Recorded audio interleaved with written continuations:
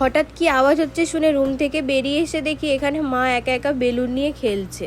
আমিও অমনি চুপ করে লুকিয়ে লুকিয়ে ভিডিও করে রেখে দিয়েছি। আমার তো দেখে বেশ ভালোই লাগছে যে মায়ের মধ্যে এখনও সেই ছেলে মানুষটা রয়ে গেছে। মা এখনও পর্যন্ত বুঝতে পারছে না যে মায়ের পিছন থেকে ভিডিও হচ্ছে। এই দেখে ফেললো মা, এইবারে মা লজ্জা পেয়ে গেল যা। আমিও ভাবলাম যে না, মায়ের সাথে আমিও একটু খেলে নিই। সকলের মধ্যে এই ছেলে মানুষটা থাকা কিন্তু খুবই ভালো। রোজকারের জীবনে তো শুধু কাজ আর রেসপন্সিবিলিটি নিয়েই সব মানুষ ব্যস্ত থাকে, তার ফাঁকেও যে কিছু আনন্দ উল্লাস করা যায় আজকাল সেটা সবাই প্রায় ভুলেই গেছে। মুম্বাইয়ে মাকে তো বেশিরভাগ সময় আমি রান্নাঘরেই কাটাতে দেখেছি আর ঘরের কাজ নিয়ে ব্যস্ত থাকে, আর এখানে মামার বাড়ি এসে এক অন্যরকমই মাকে দেখতে পাচ্ছি আমি। কখনো দেখি বোনের সাথে পুতুল নিয়ে খেলছে, আবার কখন দেখি বেলুন নিয়ে খেলছে। ওই জন্যই বোধহয় বলে যে মেয়েদের শ্বশুর বাড়ির এক জীবন আর বাপের বাড়ির আর এক জীবন। বাপের বাড়িতে যেটা হয় শ্বশুর বাড়িতে সেটা কখনোই পাওয়া যায় না।